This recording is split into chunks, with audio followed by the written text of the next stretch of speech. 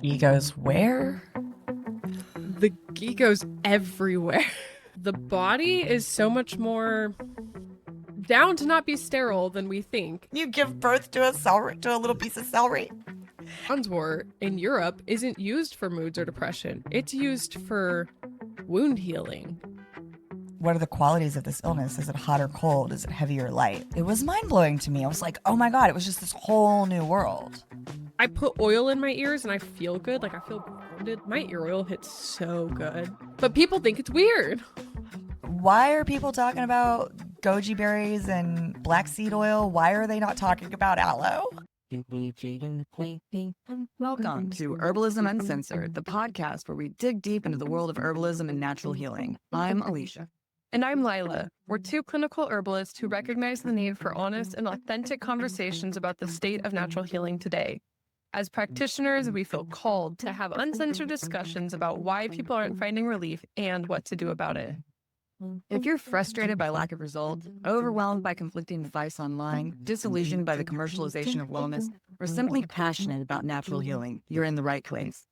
This podcast is our way of cutting through the noise, busting myths, and challenging marketing gimmicks. This is Herbalism Uncensored. Where together, we're nurturing the future of natural healing. The contents of this podcast are for informational purposes only and are not intended to be a substitute in any way for professional medical advice, treatment, or diagnosis. It's important that you always seek the advice of your physician or other licensed healthcare provider with any questions or concerns you may have regarding a medical condition. We have such an exciting episode planned today. This was my brainchild, and I'm very excited. But before we jump in, I think Alicia's got some updates for us. Oh, well, I just have one big update that I was really excited to share. After our last episode, I cleaned my tile floor with baking soda and peroxide, and my grout has never looked whiter. And I just really needed everyone to know that. I've actually never thought to clean with peroxide before. I mean, like you'll like clean rings and stuff, but I never thought to do like around the house cleaning with peroxide. Yeah, no, I just put baking soda and peroxide and like moved it around on the floor. And then I scrubbed a little bit. I just let it sit for about 15 minutes and it whitened the grout right up. The hardest part was getting all the baking soda off the floor when I was done. Oh, that's amazing. I'm gonna have to give that a go sometime. I recommend it. And yeah, the Roomba got up the last of the baking soda that I didn't get. And I thought that it was just worth sharing because you were kind of like losing steam in our last episode there towards the end. And then we had the Mercury retrograde weirdness where we lost your sound in your video at the end. But I asked you after we stopped recording, are you okay? And you said you had a headache. And what did you send me after the episode? I sent you the Febreze from the I was on location somewhere and all the Febreze everywhere that was getting sprayed. And that was definitely, I'm sure, a factor. Yeah, you were like, look at what was in the bathroom. So I just love the real life experience. Oh yeah, we are learning on the job. Yes, and it's cool because we get to share things, but like it's interesting because I feel like I always like find something for myself, and then it ends up being like so relevant for a client like the next day, and I'm like, ooh, nice. I think that's how it works when you're plugged into the energy of the universe. I'd like to think so. Some good little synchronicities. So what are we talking about today? Okay, so I thought it would be fun for Alicia and I to each put a list together of some of the most mind expanding, challenge our conventional views, just tidbits of things we've learned through our natural healing journey. So we each put together a list and we don't know what's on each other's list, and we are going to bring them up. Some of the things that have just had like a big wow factor for us, and just kind of free chat about them. And I think there'll be good practical takeaways sprinkled in. I think there'll be good things that kind of just expand your purview of natural healing in the body and things that are out there. And it'll just be fun. I needed some fun. I think, yeah, we're due for some fun. We are. So do you want to go first? No, you go first. Okay. Well, I'm gonna be honest here. I feel a little insecure that maybe my list isn't mind blowing, but I mean, these were the things that blew my mind, that just shocked me when I started. And the first thing that I thought of was that energetics in general, just the concept of energetics. My introduction to all things alternative wellness were essential oils, really. I mean, aside from all the years of yoga, I had a neighbor who was an aromatherapist and introduced me to essential oils, and we were doing all kinds of stuff with essential oils. We were smelling them, we were rubbing them on our skins, putting them on our sores, we were making homemade neosporin with them, and it never occurred to me to think of the energetics of things. For example, I remember hearing someone say that, like, you have a herpes sore, for example. A herpes sore is that is a hot, wet disease. It's a hot, wet sore. It's hot and wet. And even though clove oil or cinnamon oil kills viruses and kills bacteria, you don't want to put something that's hot on a hot infection. So then you would rather you put something like neem oil, which is cool and bitter, on a hot infection. And that was it was just a game changer. I had thought about using plants as like for symptom matching with remedies, matching a remedy to a symptom. You have this, you take this for it. You have that, you take this for it. It never occurred to me to think about, like, is this illness, what are the qualities of this illness? Is it hot or cold? Is it heavy or light? Like, that was it was mind blowing to me. I was like, oh my God, it was just this whole new world.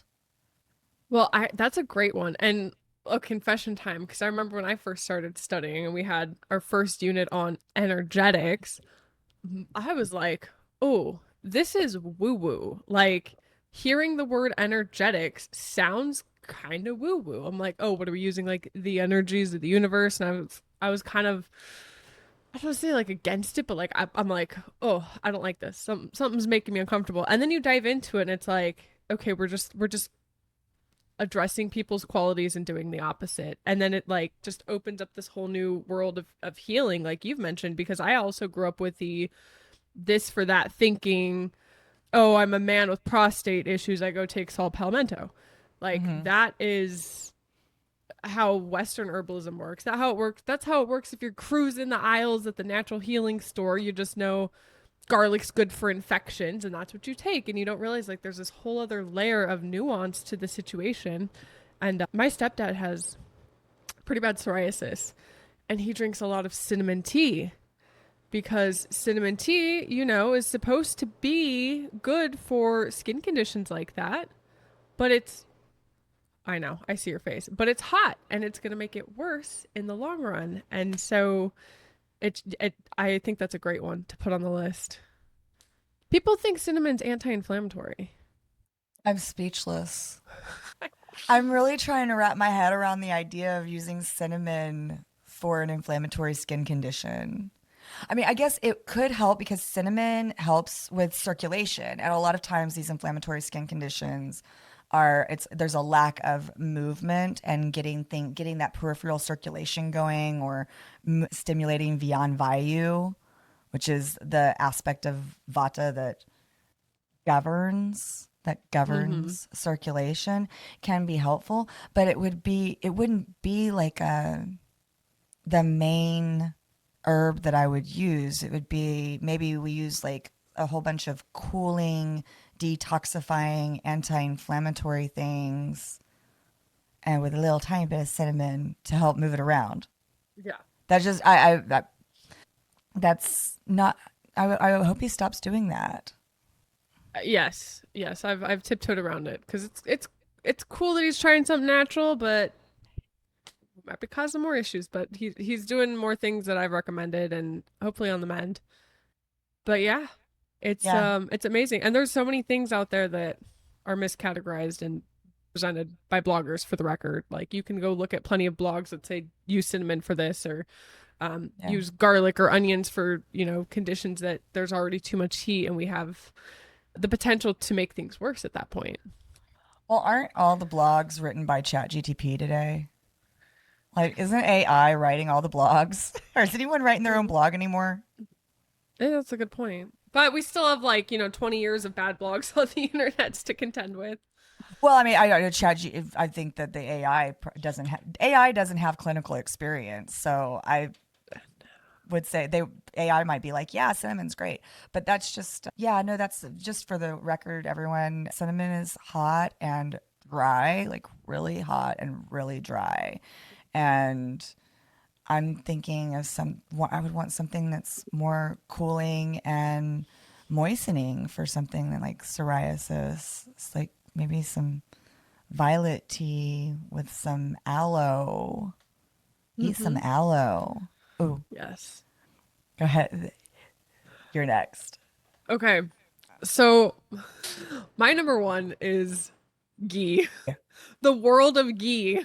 The world of ghee. Yes, yes, yes, yes. I remember like like I've cooked with ghee over the years, whatever. But then like I remember one of the first things I did was get rid of all of my face products and I used a ghee-based product. And I realized, and then you learn, okay, so you can put ghee on your face. You can use Hmm. ghee for abhyanga on your entire body. You can put ghee in your eyes. Like, you can put ghee in your eyes. Like, that blew my mind.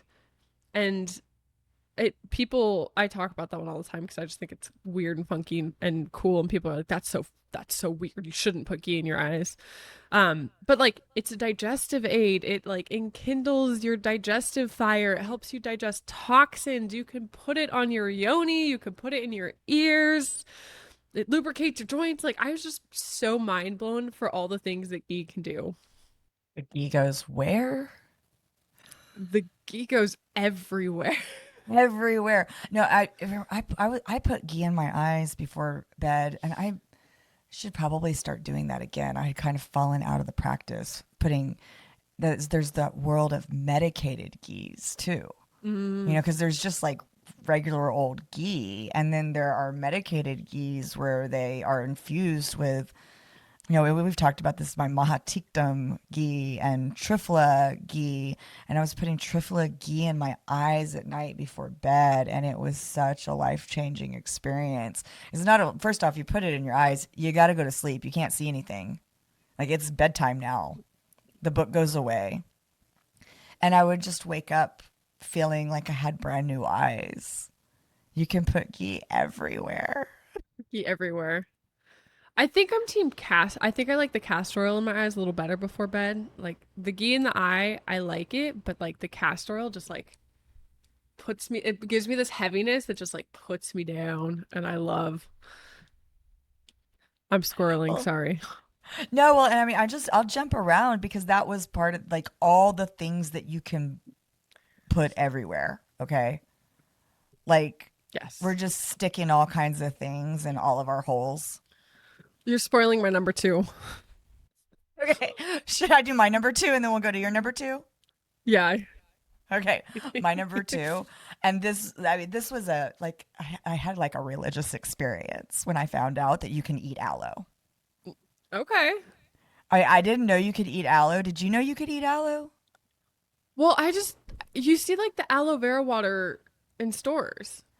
Well, yeah, so you see like, and maybe because So I knew someone was drinking some. this was like 12 years ago too, where I think like they didn't have a Sprouts. There was no Sprouts in Houston. So that's the only place I ever see aloe leaves for sale in the produce department. And aloe just grows here like a weed. It's everywhere. And I grew up, we always had an aloe plant because that you have to have an aloe plant in case you get a sunburn. But the idea that, and I knew that there were aloe beverages, that if you go to like one of the Latino grocery stores, there were aloe drinks that are filled with sugar and flavoring and all kinds of other things. The idea that I could go out into my yard and grab an aloe leaf and fillet it like a fish and cook with it like a vegetable was that just blew my mind. It was like that opened up a whole new world for me. Okay, so you weren't saying that just that aloe is edible, but like that you could eat it. Because I think I know what you're saying now. And I remember when we all started trying and playing with the aloe at the same time, like the fact that you could like saute it and it could be part of a dish and it wasn't just like, you it's a liquid, you can drink it, but you can actually eat it. Yes, that was something that was like, what? And Yeah, it's like you these can make weird clear chunks. yeah, aloe stir fry, and it's kind of like tofu where it just kind of soaks up all the flavor of everything that you put in with it. So, yeah, I remember it was because it was like last fall that you and I and there was a group of us and we were all experimenting with aloe. And that was my first time experimenting with aloe with the skin on because the skin, the green part of the aloe leaf, guys, has a powerful laxative in it. And I had never been brave enough to try that, but I did. And it wasn't too bad. Wasn't too bad. It was effective. Yeah, I ate it, and about 8 hours later, there was some purgative action. But I really just love to fillet it and eat it and put it in my drinks and put it in my smoothies. And I know how good it is for me when I put it on my skin and how good it makes me feel when I have a sunburn. So I just like to imagine all of the wonderful things that it does for my gut when I eat it. Or it does for your entire dude, aloe is like a Everything. superfood. It is like an unsung superfood. Yeah, right. Why is it why are people talking about goji berries and black seed oil? Why are they not talking about aloe? I do not know. I said I've been saying for years it's my favorite plant. It's cool. And that's one of the things like you drink it and you drink enough of it, like you feel it and you feel good. You feel good. Yeah. You feel good. It's I think we could talk for an hour about the how amazing aloe is. It nourishes your blood, guys. It rejuvenates your reproductive system. It cools you down. It heals your tissues. It builds your tissues. It's just amazing. And you can cook with it the way you cook with anything you can do with tofu, you can do with an aloe fillet. Anything you do with a fish fillet, you can do with an aloe fillet. Now, fair warning, I'm not as blessed to live amongst the aloe plants as you, so all the aloe I could find in my grocery stores must have been old, but I made like the most heinous aloe vera fenugreek raisin saute dish ever. And I think it was because the aloe was old, so it was like so bitter. It was something else. Well, and in case anybody's going to try this, I will say, because I've cooked with it quite a bit, the young aloe with the skin on, super bitter.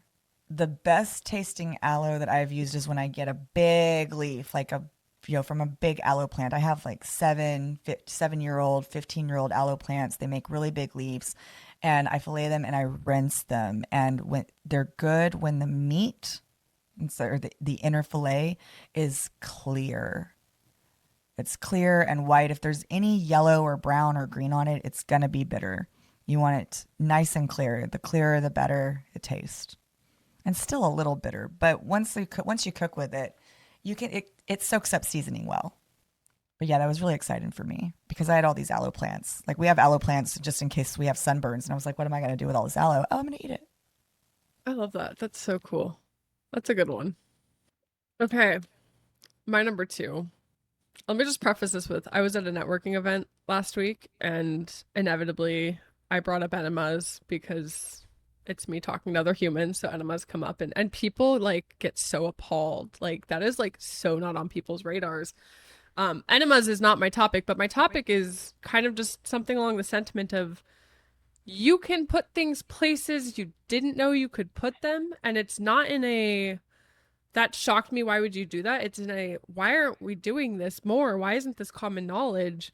And so we talked about all the places you could put ghee or you could put castor oil in your eyes. Like that was shocking because we think our eyes are such a sterile environment. We have to be so careful. And the only thing we can put in are distilled water eye drops. But really, like the body is so much more down to not be sterile than we think. And just all of the things that you can put in your vagina and I do put in my vagina now has just been amazing. What do you Like, put in your vagina? oh, I put cabbage up there. I put celery up there. Mangisha douches. I do suppositories with vitamin E capsules and vitamin A capsules, and those are like Oh, lovely. I love a vitamin E capsule. Yep. Yep. Yes. Yes. I did. Yep. I did try Gary's yoni oil. Not a fan, but I liked that I tried it. It has neem in it, so you get a little neem scent, but yeah, it wasn't for me. But there's so many things that you can do and put up there. And I started making my own lube with things that like never dawned on me can go in your vagina. I put beeswax in my lube, and like it's fabulous. It's amazing.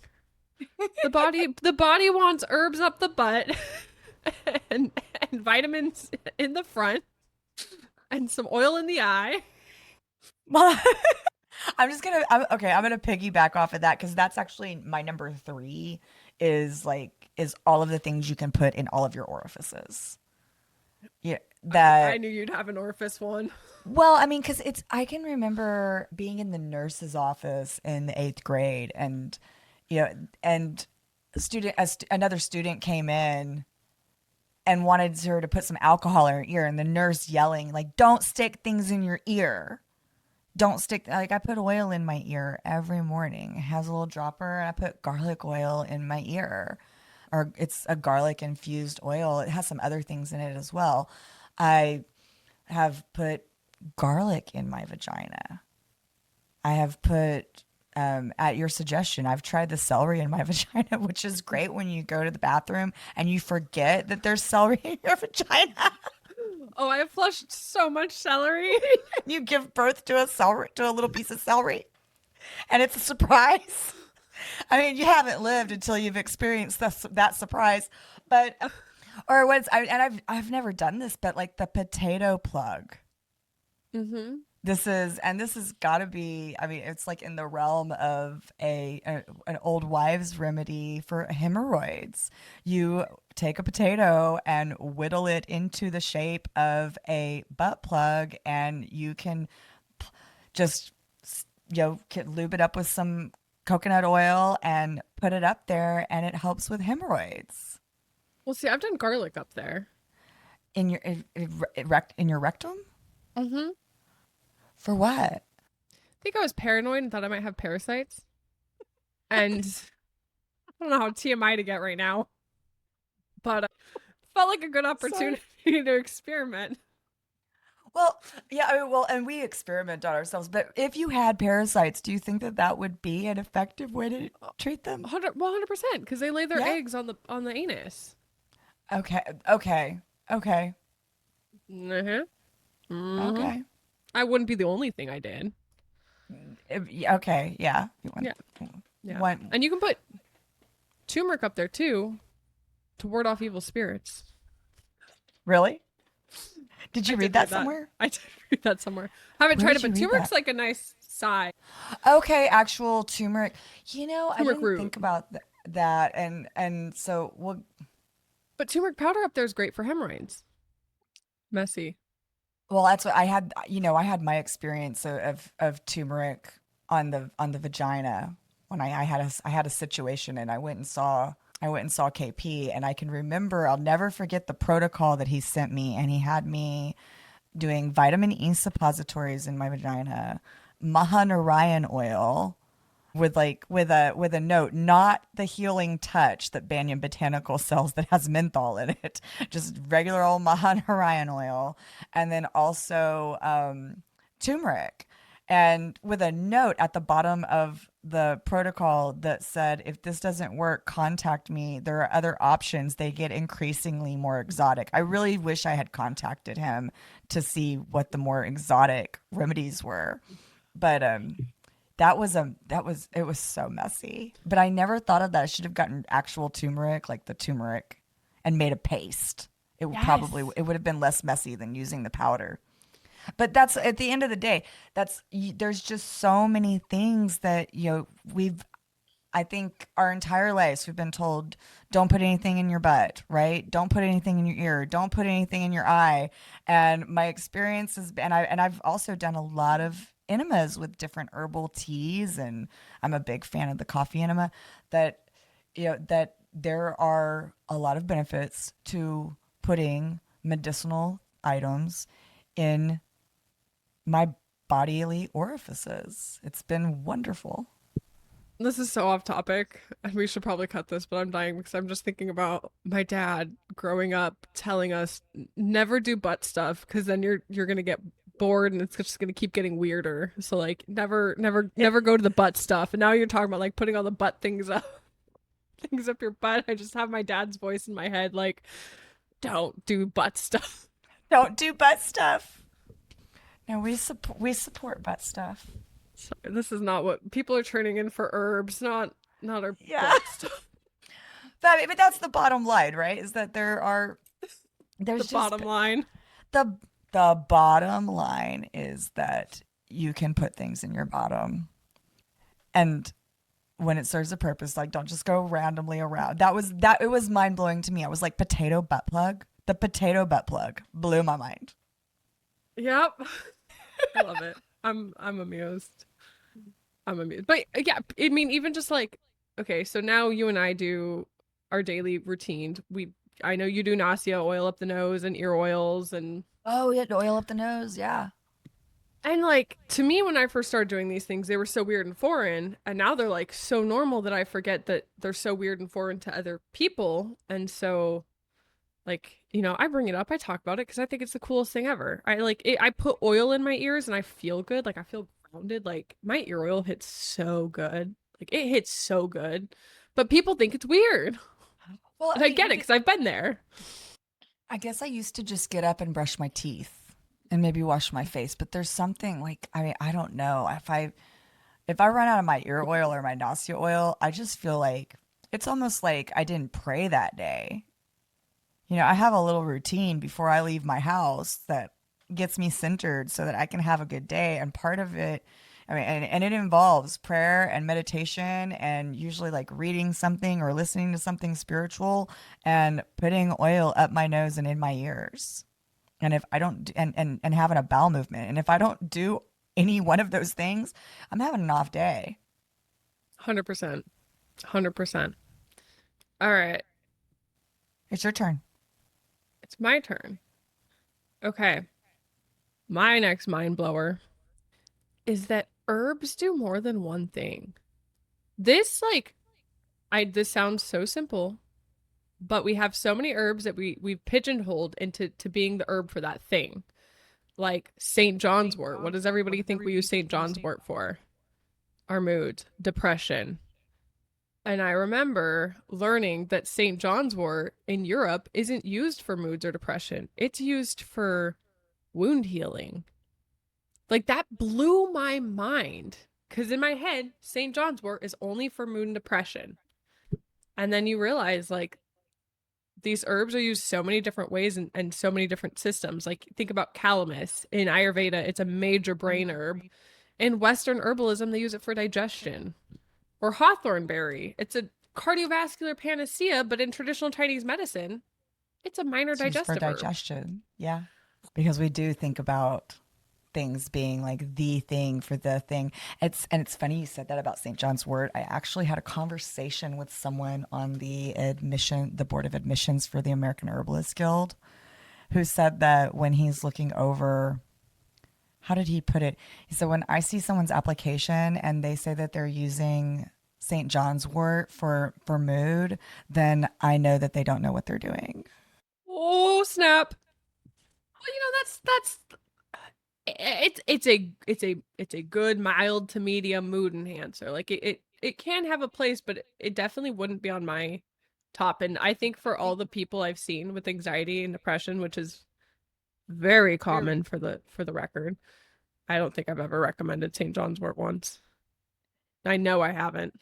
Well, and see, I don't even think of it for mood and healing. I think wound healing. Well, I'll tell you, that's one of the things I use in my lube. I use St. John's wort To heal the wound. to keep the tissues good, girl. To keep the tissues good. To increase my mood down there. To increase your mood. But that's Yeah, man, herbs they have different uses for different things. I hadn't thought about that. I'll tell you that we're back in our groove, dude, because that leads me to my next one. Can I go into my next one? Mhm. Mhm. It's that the doses, that such high doses are so safe.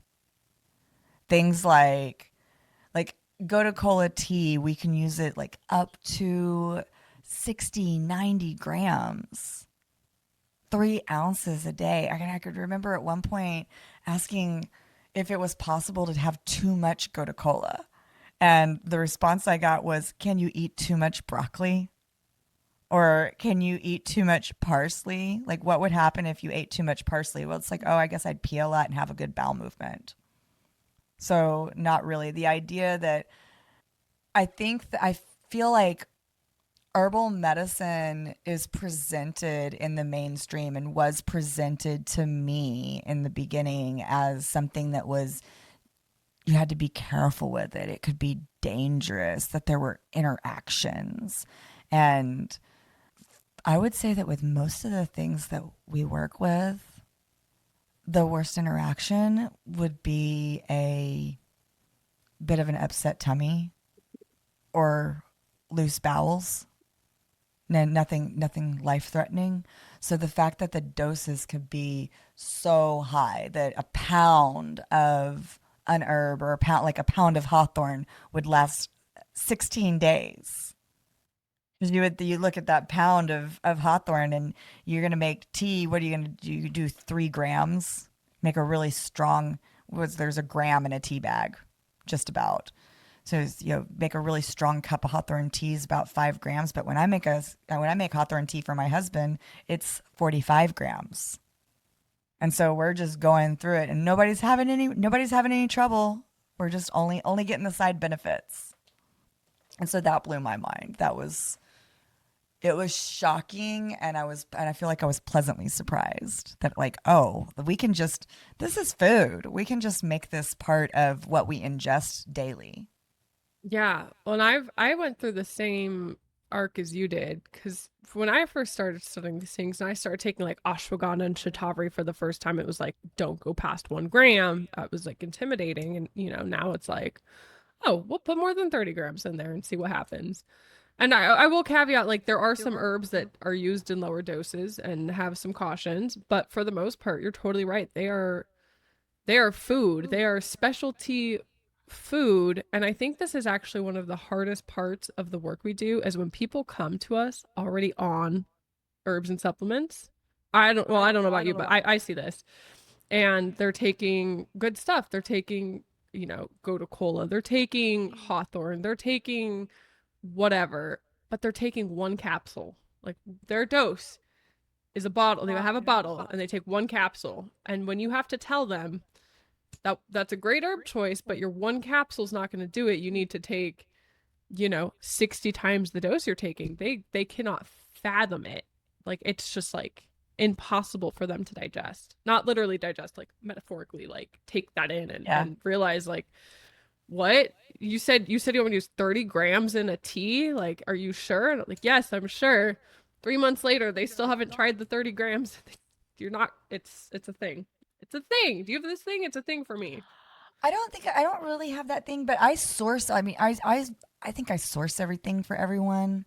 And I think part of the issue of getting past that is, if you are buying your herb at Whole Foods and you're paying $20 for a bottle that has 60 capsules, and I'm telling you that that's your daily dose, and it's so then that means that this one thing is going to cost $20 a day.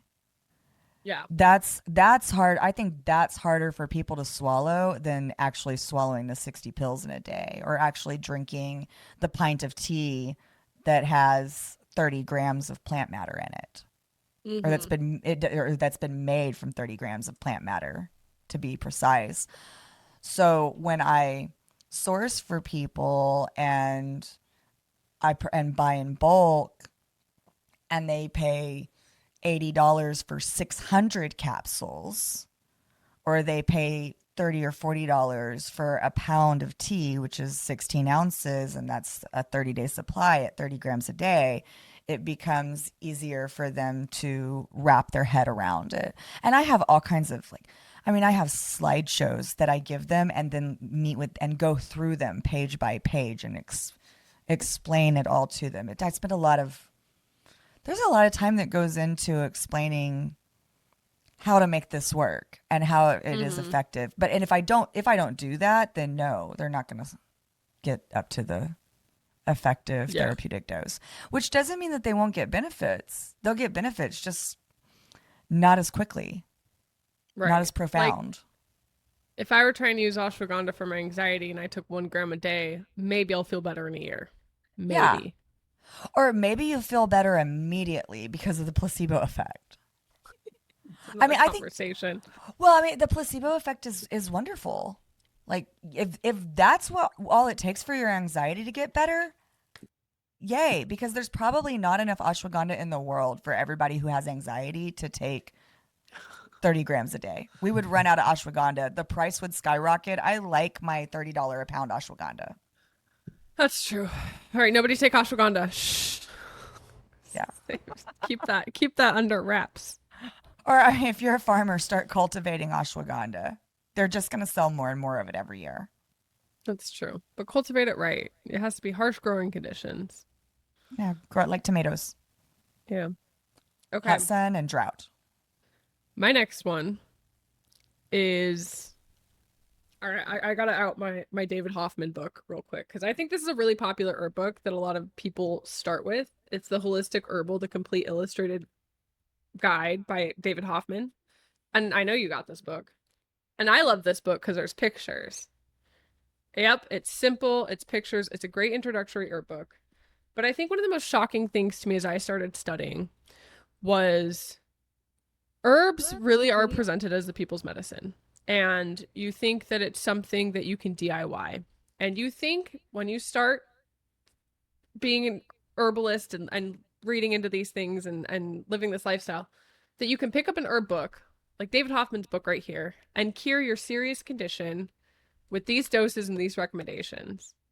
And you do not realize the gap between clinical use of these things and what's actually in the books, and the gap between the dosing that's provided and real dosing. And I think part of the dosing issue, we're going to touch on that again, the dosing issue is real doses don't get published in books that are going to the public.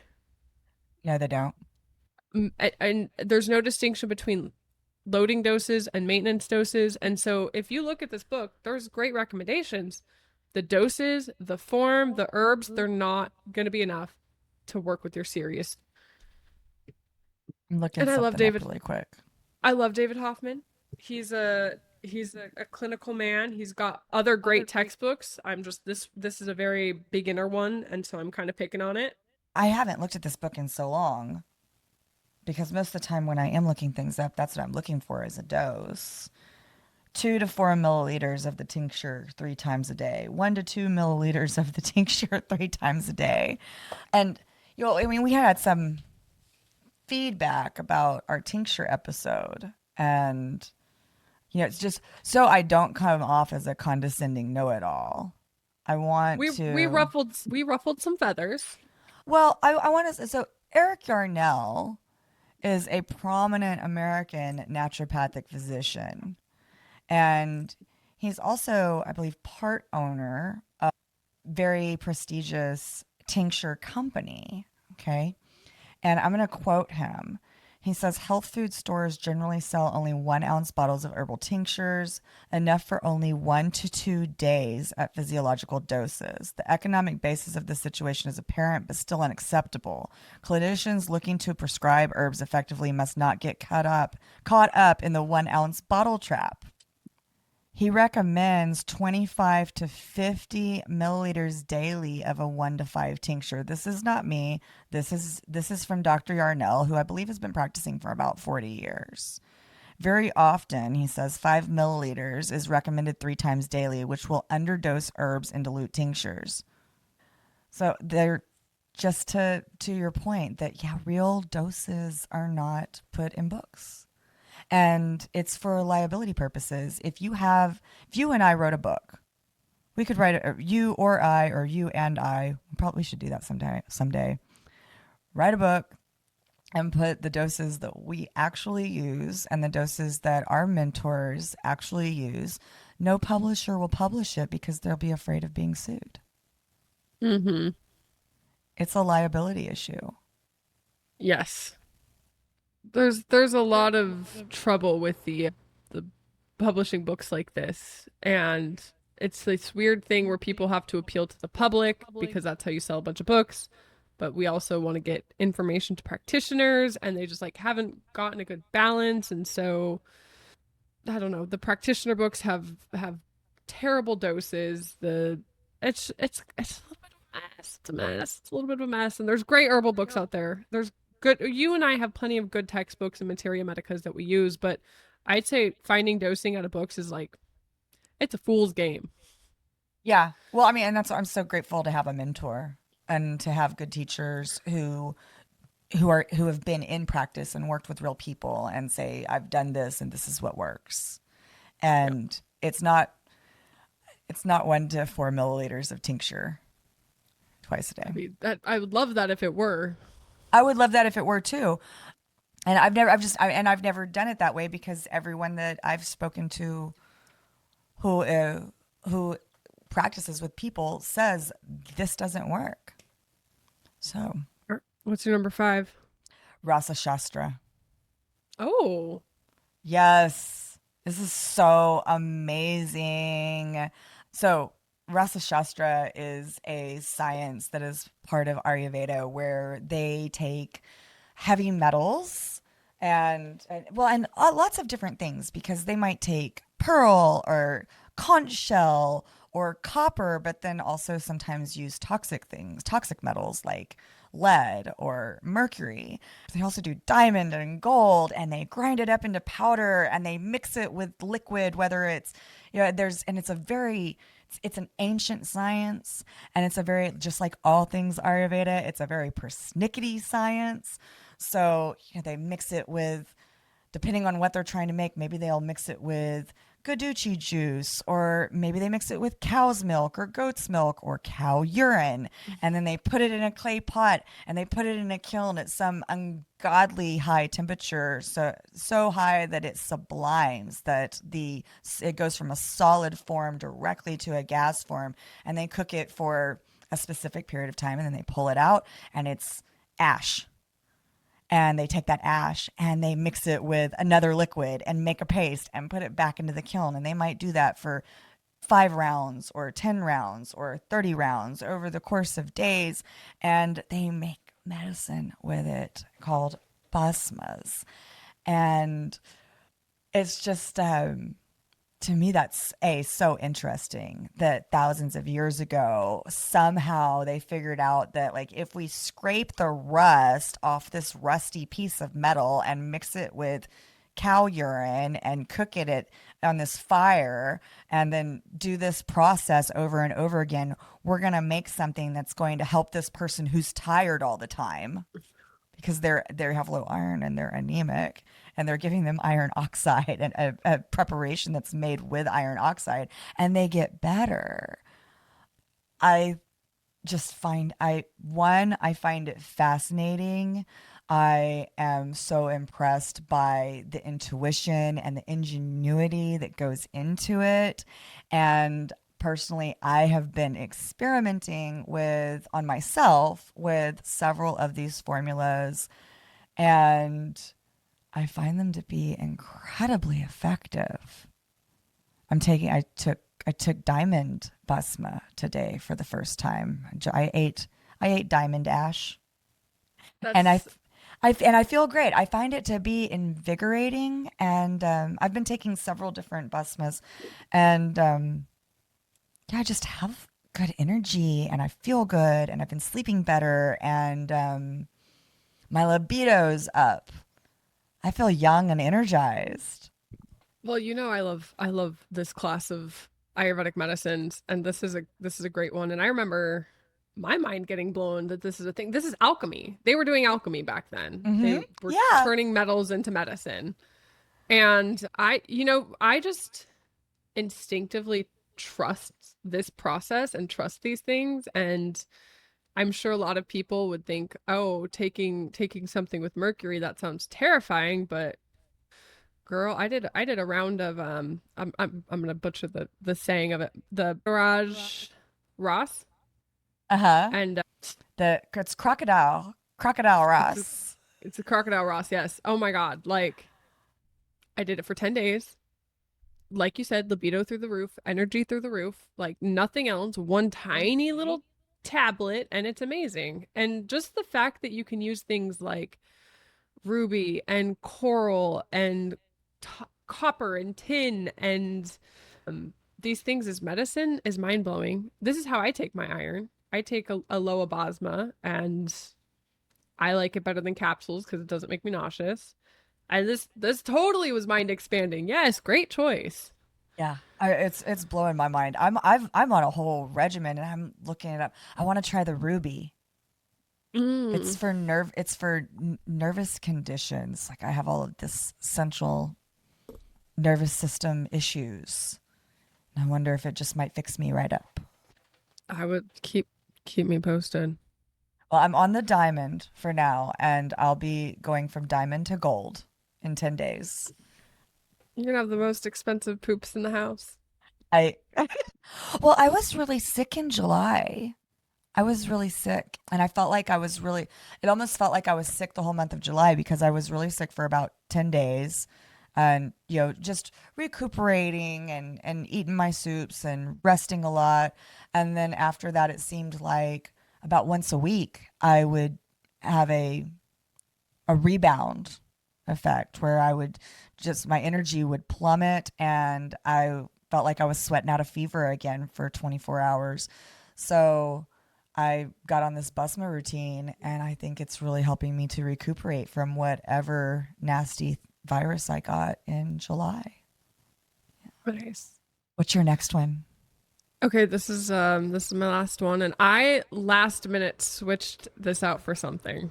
Okay. So, how amazing and mind blowing is it? And this is another thing that weirded me out at first, that we can assess and diagnose so much from the face and the tongue and the body and people's, the way their voice sounds, the way their pulse feels. That to me is so cool. And I think we've mentioned it before, and you and I both have like the psychological face reading practice behind us. And just the amount of information I can get looking at a stranger is like uncanny. And I love it. It's kind of like witchcraft. It is. It is. My little sister was talking to me about a coworker the other day, and I was like, describe his face to me, because that man's an ord. And she's like, what? And I'm like, just never mind. But it's so amazing. And it's one of those things that I don't think I trusted until I started like putting it into practice, and you start looking at, the thing the person has, and then you verify with what you're seeing on their face. And now you can kind of go out and just use these as indicators of what's going on with the person, from their personality to what diseases and what symptoms they're dealing with. And it's cool. It's super cool. No, that was I'm with you. It was something that I didn't really trust at first. I thought that it was really woo-woo. I was like, okay, here we go. But then as I put it into practice, you can tell so much about somebody by the shape of their face, the shape of their eyes, where things are placed, the color of things, and tongue. The tongue is probably the best indicator of all things, or even just, I use this a lot with people looking at their eyes, their gaze, and the cadence of someone's voice. Yep. I think that's probably the thing it's just the easiest thing to pick up on. I know so much about someone if they're looking at me directly in the eyes, or if their eyes are darting around, and the speed at which they speak and how quickly they find their words. these are useful tools that were really pleasantly surprising. Yeah. Well, and also like the pitch of the voice, and is it gravelly? Is it stuttering? You know, like there's so much you can tell from the voice, and then you get to start putting together this symptom picture, and you get all these extra data points when you're observing a person. And I think people's internal issues mirror their health issues, and it paints such a picture. And then you start seeing these same patterns repeat in people, and you start recognizing these things, and it helps you reach for better tools quicker. And it's a really cool process. And I love walking around and seeing how constipated everybody is. Just see it on their face. Sorry. Well, do we have time? Can I make an honorable mention? Of Because I course. had some extras, and that's the last thing that I put on my list was just blanket the connections. The connections.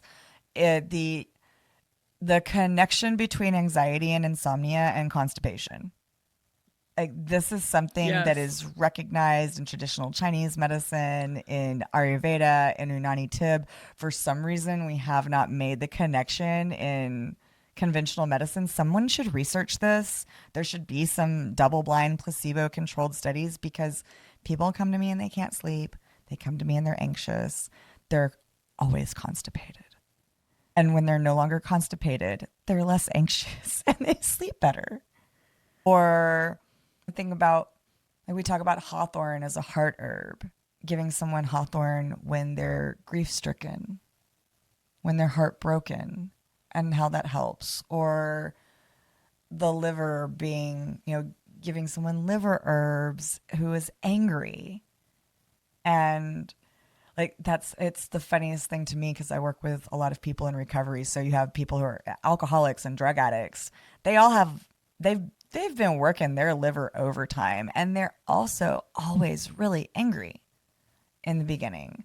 They're alcoholics and drug addicts are notoriously angry people. They have to do work on their anger when they get sober, and treating the liver and watching the anger go away when you cool the liver down. All of that stuff it sounds woo woo AF, right? But it's so very real, and it's just an effective tool. It's an effective way to use these tools, and I get really excited about it. Yeah, it's cool. I just put someone on Arjuna for having hard time connecting with the heart and feeling like in balance with his heart like emotions. And it is so like it took me a while to again get over like the is this woo, but it it's all connected, and our emotions are just as much a part of us as our arthritis or our digestive issues. Like it's all part of the same puzzle. And I'm thinking about all the the the pittas who really are like a moth to a flame with alcohol, and the early graying and the heartburn and like that symptom pattern. And then you have these other symptom patterns, and it still blows my mind when somebody comes to me and like the pattern is just like textbook. I'm like, oh, Mm-hmm. amazing. People are unique, but I always think like people are unique. You have to treat them like individuals, but we have shortcuts. We have like short codes to recognize the common patterns and address them. And I think it's like you said, it's like having superpowers. Well, and when the pattern is easy to see, right? When I can see the pattern, then that tells me that they're not so far out of balance. Like, when I can't see the pattern, someone's really out of balance. We've gone we've gone further. Yes, that's a great And point. it's good news when I look at somebody and I'm like, okay, you're a hot individual, you are fiery, you are quick to anger, you are a go-getter at work who gets promotions, and you also have a lot of inflammatory conditions and and heartburn and loose stool. And they're like, yeah, how did you know? Then I'm like, great, I know what to do. I know how we can moving towards balance. Like that person, and that's not the case, then I'm like, oh, We're out of whack. Deeper here. Yeah. Well, and just piggybacking on that, I'll say one last thing. Like, if you have an issue in your life, we have an herb for that. Like, that is a running joke I make to everyone. Like, I'm like, oh, you're complaining about that? We got an herb for that. But it's so true from and it's not that herbs are the end all be all or they will fix everything. But if you are dealing with anything, be it a chronic condition, being a mood disorder, being an emotional imbalance, chances are there is an herb that can help bring your body back into balance. Like we mentioned, herbs for grief, herbs for heartache, herbs for anxiety and depression, and just so many things you wouldn't directly think about herbs for. Herbs for anger, herbs to bring up repressed memories. The Bacopa's dug up plenty for me. Bacopa. Well, I mean, and that's the neuroplasticity. You know, just I'm just going to throw this out there. You don't have to you don't have to hallucinate to increase your neuroplasticity. If you like to hallucinate, go ahead, enjoy. Personally, I don't hallucinate today, but I do want to increase my neuroplasticity, and there's lots of things that I can do that with. Honorable mention, Bacopa and meditation is, I will put that up against any psychedelic any day. Sorry, I just love herbs. I get excited about this, and thank you for bringing up this topic, because it kind of takes me back to like the beginning of my love affair with plant medicine. And it was like, it's a love affair. It was like meeting someone that I really like and walking hand in hand along the beach with them and getting to know them and continuing and you know, when you get to know the complexities of someone's personality and the nuance, and there's just so much, and I'm still getting to know the plants, and my love for the plants just gets deeper and deeper as the journey continues. So thank you for the opportunity to reminisce and kind of walk down memory lane and remember what it was like in the beginning when I first started learning about these things. I love that.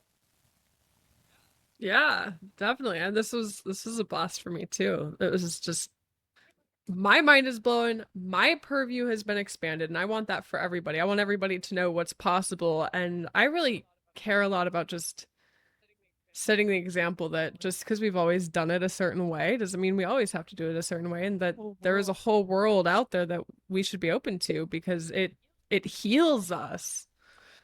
Let's go against the grain. Let's put oil in every orifice, even though they told us not to. They say a whole lot of nonsense, you know. That's our next episode. What? Yes, okay. Yes.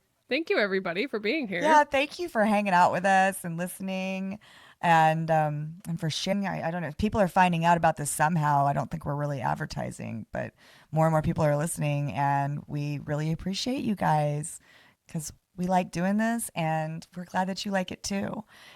If you guys have any questions or any topics that you'd like to hear about, feel free to reach out to us, and we'll see y'all next week. Or in a couple of weeks. We'll see y'all in a couple of weeks. Thanks for tuning in to Herbalism Uncensored. We're genuinely humbled by the love and support you've shown us. If you've been enjoying the show, be sure to subscribe, leave a review if you feel called, and don't hesitate to reach out.